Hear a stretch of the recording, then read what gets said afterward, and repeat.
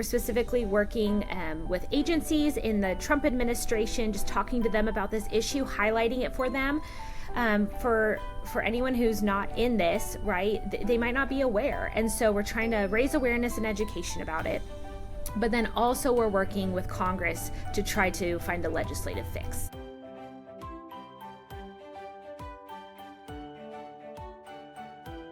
Welcome to Caring for Both, a curbside consult series by the American Association of Pro-Life Obstetricians and Gynecologists, or AAPLOG. On this podcast, we bring on experts to provide insights to support you as medical professionals in your life-affirming practice and career. I'm your host for today, Stephanie Gross. I'm the Communications Manager at AAPLOG.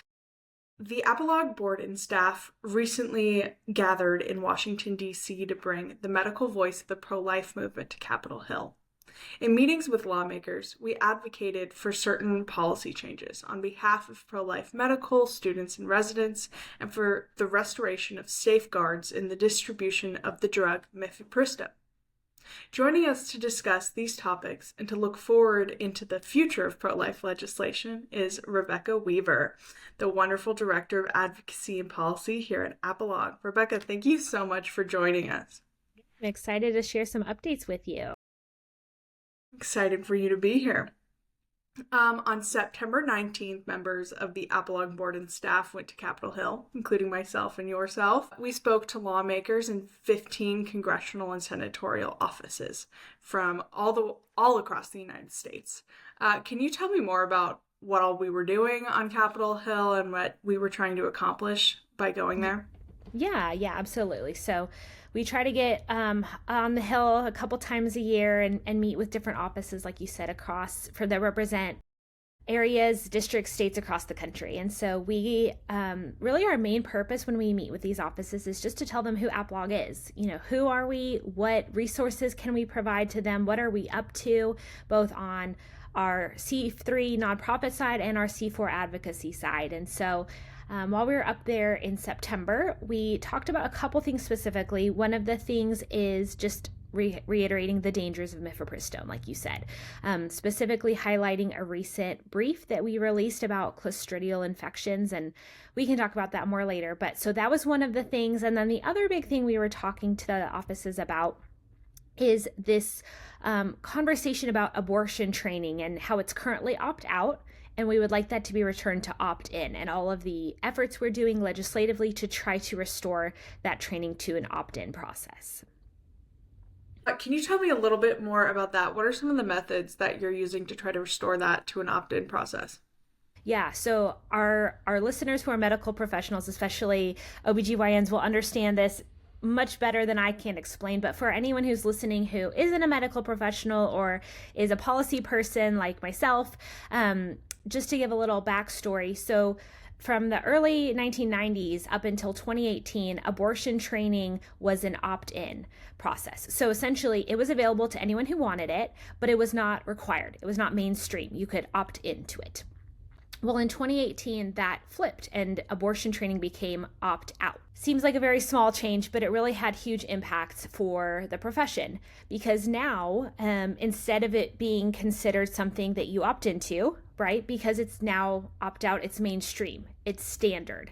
So essentially highlighting to trainees and the world that abortion training should be part of standard obstetrical training, when we know that the majority of OBGYNs do not perform abortions. And so that was one shift that happened. Another is we have heard anecdotally that students are choosing not to pursue training in obstetrics because of the fact that now it's opt-out, and they don't want to face the pressure of either having to train in abortions and elective abortions, or trying to buck the system. And it should be a very straightforward, conscience protecting process of going to your superior and saying, I don't want to participate in this training, and them accommodating.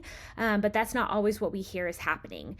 We hear that there's a lot of backlash, that there's a lot of a coercive environment that's been created from this. And so students are just choosing not to participate. Residents are choosing to opt out, or to opt out of obstetrics, actually, and not pursue that as a profession or as their specialty. And so Obviously that's really dangerous, for the sake of the profession, and not as a medical professional myself, but for all of us who are the public, we're all patients. That's super concerning. We want people going into the medical profession, one, so we just have the quantity of people we need, but the quality of people who are going to provide conscience-based care. And so it's concerning on that front. Obviously, this is a conscience rights issue, certainly a pro-life issue, but really more a conscience rights issue for medical residents. And so essentially what we're wanting to do is to shift back to an opt-in system. So abortion training would still be available to anyone who wants it, but it would no longer be considered the mainstream part of the curriculum. It would be returned to that opt-in system. And so we're working through a lot of different avenues to achieve this. Right now, we're specifically working with agencies in the Trump administration, just talking to them about this issue, highlighting it for them. For anyone who's not in this, right, they might not be aware. And so we're trying to raise awareness and education about it. But then also we're working with Congress to try to find a legislative fix.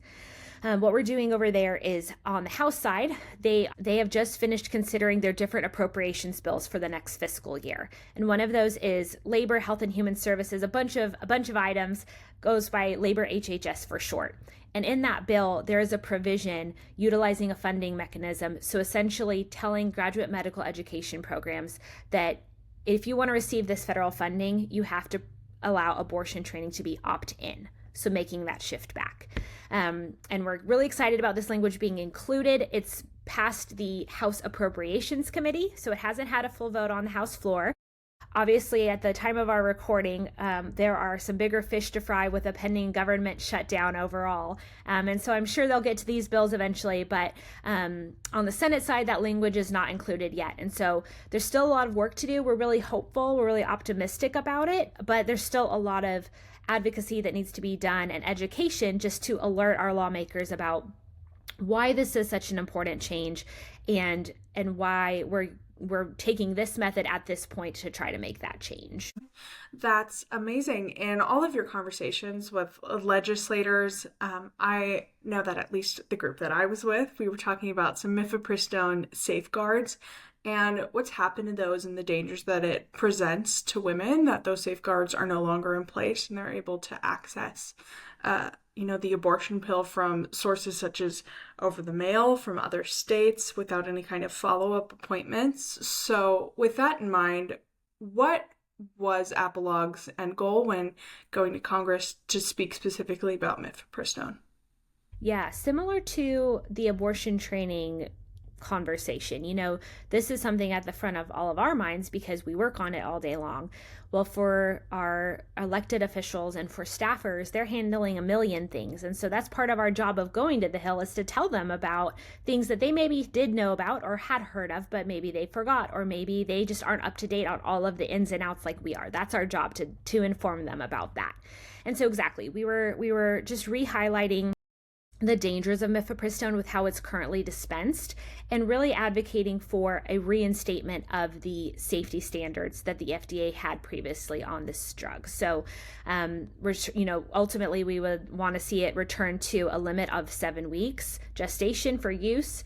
We would want to have that in-person dispensing, those multiple doctor's visits to check that the woman doesn't have a contraindication for taking the drugs, and also including something that wasn't initially included, but an ultrasound requirement for, exactly as I said, checking the location of the pregnancy and her gestation to ensure that if she is taking these drugs, that she's taking them in a safe manner. And we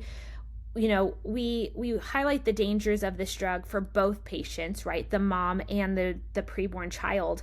But for women, we want them to have truly informed consent if they are going to choose to take mifepristone.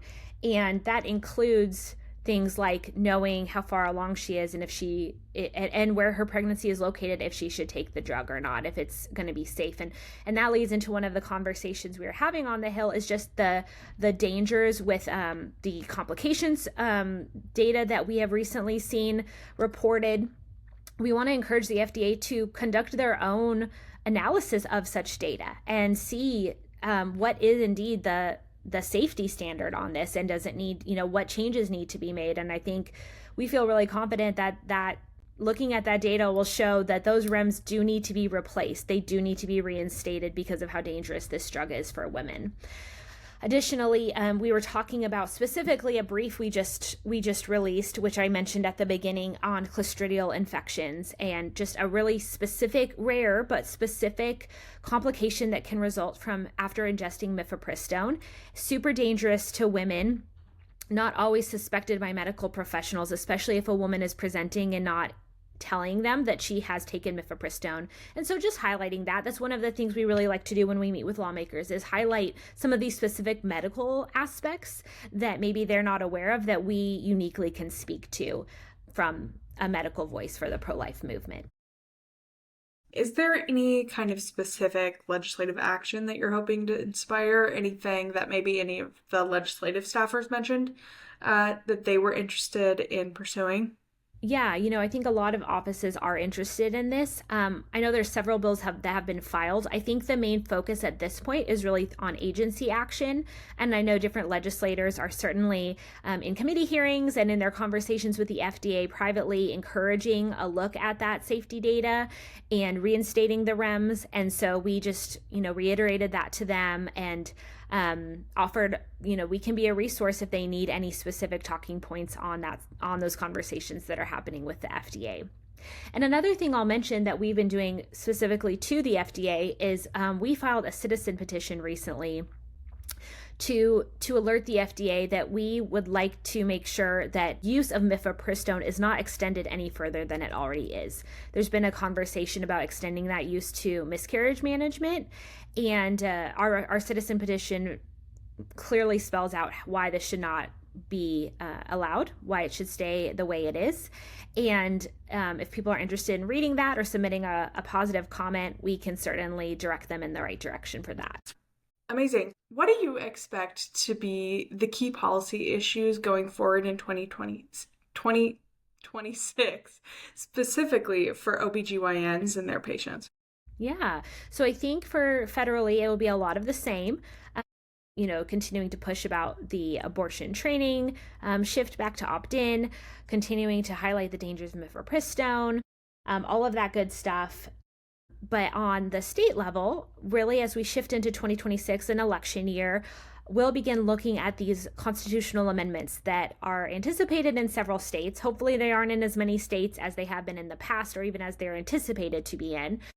Are the most often pro-abortion constitutional amendments that states have been considering on their ballots, where people are voting whether to enshrine abortion into their constitutional rights, and thereby repealing their state pro-life laws, or whatever those laws look like. They might even not even be pro-life, whatever their state abortion laws are, repealing those and allowing abortion until the moment of birth, removing doctors oftentimes from this conversation and from the process, removing parental consent and notification. So just so many dangerous aspects to these constitutional amendments that we've seen. They're dangerous for women, they're dangerous for the medical profession, and so that's something that we have been active in the last election cycle in 2024 in a couple different states, and we helped stand up some medical coalitions, specifically in Florida. I'll just talk about Florida. We helped form a medical coalition there, had over 700 members, and from all medical specialties, not just OBGYNs, but medical professionals talking about how this constitutional amendment is dangerous for women, it's bad for women, it's bad for the medical profession, speaking from their different specialties about why it's dangerous. Pediatricians talking about how this is dangerous to their patients who are minors if there's no longer a requirement to include the parent in this process, in this conversation. And so we're really looking to do that again in 2026, specifically in Virginia and Missouri. Those are the two states that we plan to be active in. We're already working to create those medical coalitions of individuals who think these amendments go too far.